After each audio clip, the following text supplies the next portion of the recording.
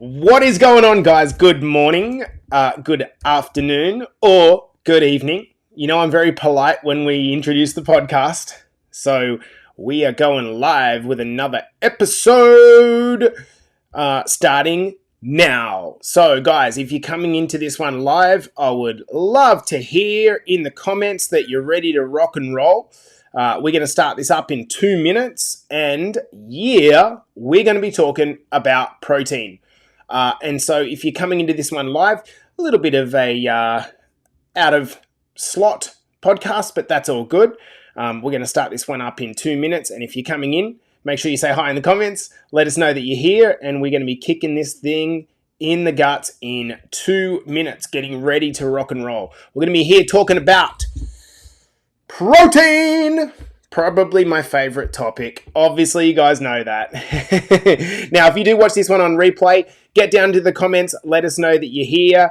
Thanks, Ezzy, you beautiful, beautiful woman. Hello, Kyles. Good morning, darling. I hope you're good. Hey, Kayla. What's going on? Hey, Cass. Lovely to see you in here, my friend.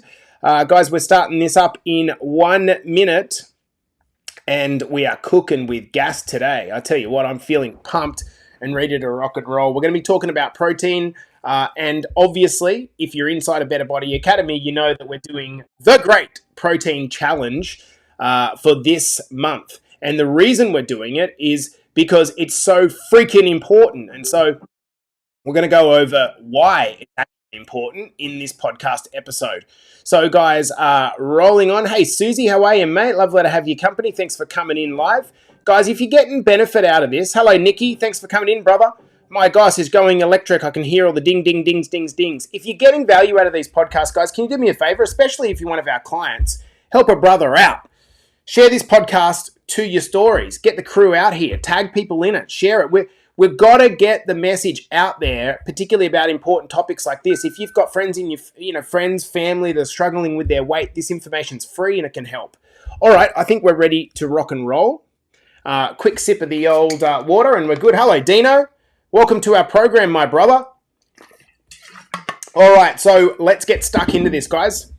On the count of 5, 4, 3, 2, and 1. Welcome back to the Better Body Academy podcast. This is the podcast that you come to when you are sick of the dumb diets and unsustainable workout programs. Now, in today's episode, we're going to do a quick fire, double down on why protein is important, because the vast majority of people have probably heard that protein's important, but what they tend to do is just like recite, oh yeah, protein's important, but they don't know how or why. And my belief is that you're more likely to do something if you understand why. Now, inside of Better Body Academy, our transformation program right now, we are running a challenge for the month of November, and that is to hit your protein targets every day of the month. That's how important it is. You see, what I think a lot of us do is we say, oh, yeah, I'm hitting my protein targets. I had eggs for breakfast and I ate some chicken at lunch and therefore I'm hitting my protein targets. And the truth is, you are nowhere near it. Like having some eggs, 6 grams of protein per egg, you actually need closer to 200 as a man, 140, 150 as a woman. So let's talk about this. So firstly, I'm going to say, what is protein? What actually is it? When people talk about macros, protein is one of the macros, one of the macronutrients. And if you take a protein and you break it down, you get amino acids. You would have heard of amino acids before. So if you want to build a protein up, essentially what a protein is it's thousands, usually hundreds to thousands of amino acids that are effectively stuck together like little chains. Okay? In very similar manner, if you want to know what a carbohydrate is when you take sugar and you stick it together in little chains, well, you get a carbohydrate. If you take a protein and you stick amino acids together, you get a protein. Okay, why is that relevant? Because when you break protein down in your gut, it breaks down naturally into those amino acids. And the amino acids are therefore used by the body to do a bunch of things. If you don't have these amino acids coming into the level that you need them, you get deficiencies. Okay, so the question is, how much protein should you eat? I think a lot of people get worried because they've heard that protein's bad for your kidneys. And it's true that the kidneys are partially involved with filtering your protein, but it has been completely disproven that protein is bad for your kidneys. The only exception to that is if you have existing kidney disease, to which most people don't. If you have existing kidney disease, then in a lot of occasions you'll have to have a low protein diet, but for the rest of us, higher protein diets are completely safe and completely fine. We're going to talk about how much protein in this episode. Now, if you look at the world, and why am I kind of like pushing this subject so much? I'll tell you why. The national recommendations on protein in Western countries are a tiny fraction of the total calories that they're saying you should consume. And what you see is the dietary guidelines are saying you need to be consuming mostly carbohydrates in massive amounts. I am not saying in any fashion that carbohydrates are bad. What I am saying is that the proportion of your diet that's carbohydrates needs to come down a little bit, and we need to increase the protein up a little bit. And it's going to have a number of impacts that I'm going to talk about here. So have a look at the world. The world is becoming really overweight, really obese, and there's two primary reasons why. Number one, we don't have a lot of muscle and we don't move very much. That's contributing to the problem. The second reason is we have these crazy hyperpalatable, high-calorie foods that are low in protein. They don't fill us up, but they contain bombs of calories. And so we're just not, as humans, we haven't adapted to being able to eat this many calories and burn so little. So everyone gets fat. That's the reason. Okay, I want to go into around 9 or 10 reasons why high protein is better for your weight management and, of course, your overall body composition. When I say high protein, I want to give you a bit of an idea what I'm talking about. I'm talking about 1 gram of protein per pound of ideal body weight. That's generally the recommendation that's given. So for most people, it's going to be 150 to 200 grams of protein. I like to just keep it really simple and say, for women, 130, 140, 150 grams of protein, good. Okay? If we're talking about men, we need to be pushing up near that 170, 180, 190, 200 grams of protein. Good. Before I go into this, please understand that there is a difference between 200 grams of meat and 200 grams of protein. They are two totally different things. 200 grams of flesh, meat, be it chicken, fish, turkey, whatever, is about 40 grams of protein. If I took a bite of your arm, it wouldn't be biting 100% protein. I'd be biting protein, water, fat, bone, and it's the same for meat. So don't get confused in thinking, oh, I easily hit my protein target. I eat 200 grams of meat a day. 200 grams of meat is about 40 grams of protein. So let's talk about the 10 reasons why protein is critical and you need to increase yours right now, which is why we're doing this inside a Better Body Academy. Number one, it increases the feeling of fullness. Protein is hard to break down. So what this means is that when protein is going through your guts, it's slow to break down. These chains of amino acids are very long. And I want you to think about the simplest example. If you went into a steakhouse versus a Chinese restaurant, you leave both of them really full, but the Chinese restaurant, you're hungry within a couple of hours. That's because the rice, the carbohydrates break down quite quickly. That's not to say they're bad, they just break down quickly. There's not as satiating as protein. And so what protein does is curbs your hunger. So if you're the type of person that's always snacking, oftentimes it's because your protein's not high enough.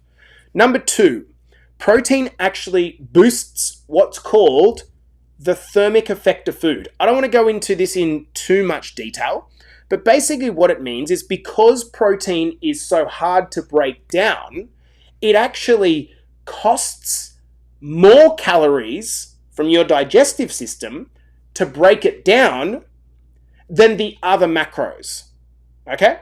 I'm not going to go into numbers, but suffice to say, if you're burning more calories by digesting protein, that actually means that by eating more protein, you're actually burning more protein through your digestion. You don't get that same impact with eating high fat diets or high carbohydrate diets. Does that make sense, guys? Let me know in the comments if that explanation makes sense.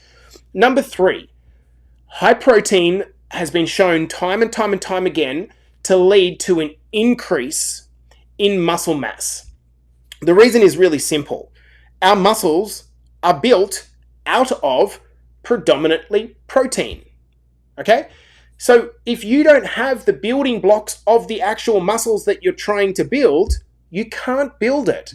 It's like being on a job site and having all the builders on site.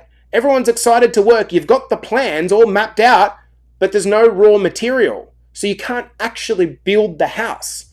And so many of you guys, and I made this mistake for a long period of time as well, I went to the gym, I did the work, but I didn't have the raw material, so I couldn't build the house. When you're consistent in hitting your protein target, every day, whether you're training or not, over a long period of time, you provide the raw materials to build the house. And that's why I've still got muscle at 42 years old with never taking steroids in my life and not spending 17 hours a week in the gym. It's because I'm giving the building blocks every day. Number 4, having a higher protein diet actually reduces the breakdown of muscle. So for a lot of us, what happens is we get into a calorie deficit. In other words, we lose weight. And then we do this excited dance when we jump on the scales and we've lost the weight. But we don't look any better in the mirror. Why is that? 2 reasons. Number 1, actually you just lost a bunch of water. Number 2, you don't look any better because you've broken down muscular protein. You've run out of petrol because you're in a calorie deficit. So in other words, you got to the point, you did the right thing, you got yourself into a little deficit, which is good. Eating slightly less than you burn or burning slightly more than you eat, however you want to frame it. But then what happened was you ran out of petrol, but because your protein was too low, the body thought, oh, well, I'm going to need to break down some muscle to try to provide this gap. We do not want that happening. If you keep your protein high and support that with resistance training, that is how you lose fat, body fat, pure body fat. That's what you want to target. So when the scales goes down 2 kilograms over the next 2 months, you look good in the mirror, you feel good because you haven't broken down your tissue, your fat, your protein. You've broken down fat, and that's what we want. Protein and a high protein diet supports an increase in your metabolic rate. People talk about how bad their metabolism is, but they're committing the sins of wondering why their metabolism sucks. They don't think, oh, I can actually do something about it. They blame their genetics. There are a number of things you're doing wrong. You're eating far too little calories, but as importantly, if you're not lifting any weights and you don't have enough protein, that is the perfect recipe for breaking down muscle, therefore reducing your metabolic rate. If you are the sort of person that spent a lot of years in restrictive dieting, okay, which can happen to a lot of us. We kind of get trapped in this binge bust cycle, and I get it. It's hard to break out of it. The very most important thing that I would be saying to you is that we need to get your protein level up and support that with some weight training so we can try to build some muscle. And when you build muscle, actually muscle chews up calories. That's what you want. You want to build the infrastructure, the machinery to burn more calories. That's the goal, and that's what we mean by our metabolism. Studies have also shown that a higher protein intake actually reduces belly fat.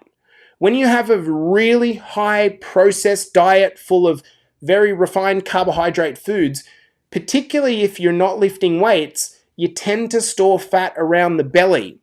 Increase your protein intake, that happens far less.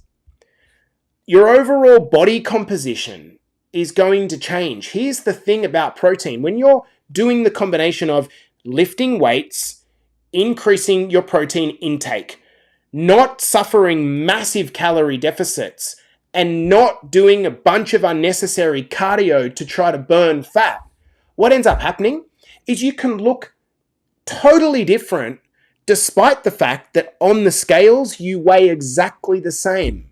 Everyone is so infatuated with seeing the scales move. But is it really? Yeah, you might say, yes, Jace, I do want the scales to go down. I get it.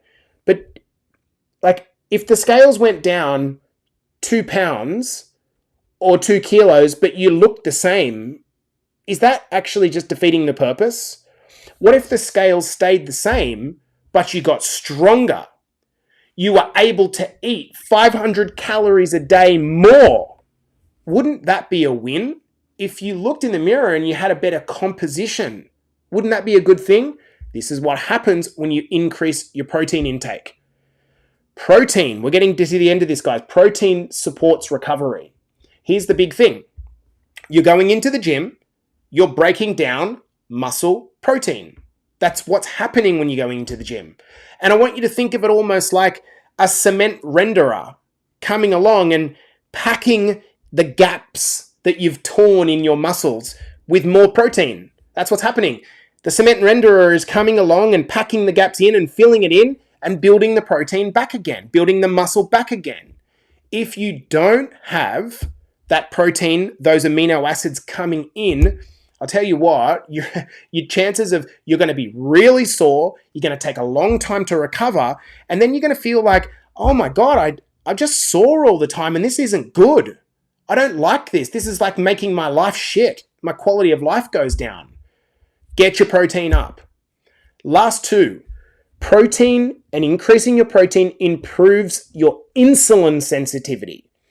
This is a buzzword that you're probably hearing about, but all it basically means is your ability to take the sugar from your food, from carbohydrates mostly, and be able to deal with them in a healthy way in your blood. That's basically what it does, and prevents the storage of fat. You see, what happens with a lot of people, when they get overweight, they get something called insulin resistance. This is the precursor to diabetes. What's happening is, because of the increase in body fat, basically the cells become a little bit numb to the job of insulin. So insulin can't do its job. So this sugar just stays floating around in the blood and quite often leads to very thick, viscous blood, which is why diabetes ends up with people getting jams in their fingers and their eyes and their kidneys, and it's horrible. And that's why you see old men and women 50, 60 years old that are overweight with really swollen ankles and swollen wrists. It's because the blood's not getting through those joints. That's because of the thickening of the blood, right? It's not flowing properly. But at the same account, they're storing belly fat because of the whole insulin sensitivity. When you're increasing your protein, it blunts the spike in insulin that's happening into your blood. Now, finally, I'm going to say that increasing the protein in your diet makes your whole diet easier to stick to. There's a couple of reasons. I want you to think about the high protein foods. It's chicken, fish, steak, eggs, turkey, cottage cheese, yogurt. Does anyone hate those foods? Does anyone think, oh my God, this is just so shit eating this meat? No one does that. They think that about salads. When you're having a higher protein diet, this is great. Now, I do want to interrupt and say I am not talking about carnivore. I think carnivore takes it way too far, and I could go into a different podcast on the reasons why I think carnivore is a stupid idea. It's about balance. You don't need to gravitate towards these polar extremes. Like, have your carbohydrates, right? Enjoy them. Have some fat in your diet. It's good for your hormones. But then keep your protein high so you feel fuller for longer. And all of the previous things that I've said about better regulation of body fat, building muscle, when you're in a calorie deficit, not losing muscle, all of these reasons, it makes it easier to stick to. So guys, hopefully this is a good reminder. Now, if you are in Better Body Academy and this is the first you're hearing about this, we are doing a challenge for the entirety of November. The challenge is very simple: for you to hit your protein targets. When you hit your protein targets, you're going to look at the end of the month, I'm going to guarantee you, and you're going to feel and look better. I will give you that promise up front. The way you do it is you track your protein over the app. If you go into the Facebook group, the client Facebook group, you will see the training that I did yesterday on this. It's a very simple training. I've provided you a cheat sheet showing you exactly how to do it. Each day, at the end of the day, you just log up and you just say how much protein you ate for the day. And what we're looking to do is to see a nice average protein intake upwards of your protein target, in and around your protein target. If we can do that, guys, your body is going to change very, very quickly. This has been the Better Body Academy podcast. Hopefully this has been helpful, and I'll see you guys in the next episode. All right, team. Hopefully that was helpful. Muzza, lovely to have you in here. Dazza, hope you're good, mate. Ian, how are you, buddy? I hope you guys are good. Do you guys have any questions? Hey, Liz, how are you? Hey, Suze, how are you? Have you got any questions, guys, that you want to run by me while we've got this? Hello, Damo Alston. How are you, legend? Thanks, Kaz. I appreciate you, Kaz. Have you guys got any questions? So around the whole protein scenario, does anyone have any questions that they want to ask? Hello, Stevie boy. Ding, ding. How are you, mate? Hope you're well, brother. Guys, do you have any questions that you want to ask about the whole protein thing? And if you're in Better Body Academy and I'm seeing you watching this video and you're not tracking your protein for the month of November, what are you doing? What are you doing? Best protein bar, Cassie says.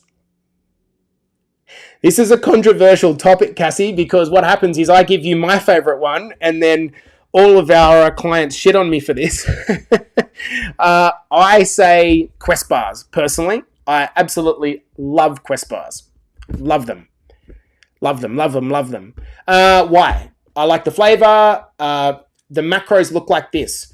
20 grams of protein, 200 calories. So I will give you a little bit of a hint on how to choose a protein bar effectively. Okay? You take the calories and you divide it by 10. So you just chop a zero off, basically. Chop the last number off. Okay? That will give you whether it's a good bar or not. So Quest bar, 200 calories, 20 grams of protein. So all we do is just chop the last number off, 20 grams of protein. That's a good bar. Okay? Karen, our client, says BCS banana and chocolate. Yeah, beautiful, Kaz. So what you're looking for, if your bar is 150 calories and you cut the zero off the end of it, that gives you 15 grams of protein. So if you have a bar that's, say, 180 calories, but it is 10 grams of protein, I wouldn't be recommending that bar because it's effectively not a protein bar. It's a bar with some protein in it. Kind of like how group fitness training like F45 is not lifting weights. That's not lifting weights. That is doing cardio with weights in your hands. That's not what we're talking about here, guys. Any other questions, Tim? Great question, Cass. Are the proteins in protein bars as good as fresh meat? That's actually a really good question, Ian. The short answer is, my understanding is that almost like the most perfect protein in the world is beef protein. Okay, beef protein. The reason is because the nutrient spectrum that is in beef protein is like unbelievable, particularly if it's grass-fed beef protein. To be honest, like I don't generally get grass-fed. I kind of like, whatever. I probably should, but it is probably the best choice, I would say. Now, the type of protein that is in most protein bars is called whey protein. Whey protein comes from, it's a dairy-based protein, and it's extremely good. It's extremely good. So the short answer is, I don't think there's much need really to compare protein bars and fresh meat in terms of what's a better protein. What I would say is, Ian, I think it's always better to get your protein from whole food sources. It's just a good practice to be in. But we use bars as a supplement, okay? Bars and protein powders are a supplement. So effectively the same, your whey protein isolate powder is the same as the protein powder that's in your bar. Really, really, really good protein. It's a dairy-based protein. It's a great protein, okay? But we try to do it in getting the majority of your protein from whole foods and then top it up with your supplements like protein bars and protein shakes. Muzzy says, Jace, if you're in a calorie deficit, is loading your protein intake going to affect the calorie deficit? It's a really good question, actually, Muzz. How shall I explain this? I've actually got it written on the board. Muzz, do you want me to break out the board? So if you get bored listening to this, guys, then you can fuck off. I'm going to show you something, Muzz. I actually did this the other day for a training. So I'm going to show you, hopefully you guys can see this. Let me just make sure I'm on sort of like a full screen that you can kind of see it. If you're on Instagram, and it might be a bit harder. Let me just tip this camera up a bit. Okay, and if you're on Instagram, I'll try to zone out a bit, and it might be a bit backwards. All right, so let me show you what this is all about, Muzz. This was a training that I did just a couple of days ago, which was on why you only need to worry about your calories and your protein. Okay, this is the reason why. People say, "Oh, but what's the split for carbohydrate and what's the split for fat?" It doesn't really matter, and I'll show you the reason why. Let's say, and this was a muck around example. I was trying to keep it simple. Let's say that you're eating 170 calories a day, which is ridiculous, but I'm just making the point. We're trying to keep the numbers simple. If you're eating 170 calories a day, those 170 calories can really only come from 3 places. Now, I'm excluding alcohol here. So if you drink alcohol, then you've got to add in ethanol as well. But just pretend there's no alcohol in this situation, okay? So we've got 170 calories. Those 170 calories are going to have to come from just 3 places: your carbohydrates, your protein, and your fat. There's no other places they can come from. So it's kind of like A plus B plus C equals D. That's how it works, right? There are calories in carbohydrate. In fact, for every gram of carbohydrate, there's 4 calories. When it comes to protein, for every gram of protein, there is 4 calories. When it comes to fat, for every gram of fat, there is 9 calories. Okay, so if we do some maths here, let's pretend we've got 10 grams of carbohydrate. That means we've got 10 times 4 calories for each one of those grams. 40 calories. Let's say we've got 10 grams of protein. 10 grams, of which it's 4 calories for each gram, is 40 grams. And then fat, we've got 10 grams of fat. That's 10 times 9 calories a gram. That's 90 calories. So if you add up 90, 40, and 40, that's 170. So here is what we do inside a Better Body Academy, Muzzy, and you should know this. We care about 2 things: this number and this number, or rather this number. Because if we control that and we slot that, whether this is high and this is low, or this is low and this is high. In other words, if you have a higher carb day and a lower fat day, or a lower fat day and a higher carb day, it doesn't really matter. Because if your protein stays consistent in and around the target that we give you, it doesn't really matter where these 2 fall, because they're both going to contribute some calories. But as long as you're slotting the protein in first, hitting your protein target, and then making sure that your calories are on point, then you're nailing it. So I could use a different example. In this example, it's 10 grams, 10 grams, 10 grams. To illustrate my point, I'm going to flip it over and show you a different theoretical diet, which is exactly the same number of calories, but a different macro split. You ready? Okay, let's go. So this is 10, 10, 10. So the macro split is almost like a third each. But if we flip this over, we've still got 170 calories. We've still got 10 grams of protein, which equals 40 calories from protein. But in this example, I'm going low fat and high carb. On this theoretical day, I had 21 grams of carbs. You times that by 4 calories for each gram, and that's 85. I had a low fat day, which was 5 grams of fat, times it by 9, and I got that, but it still added up to 170 calories and 10 grams of protein.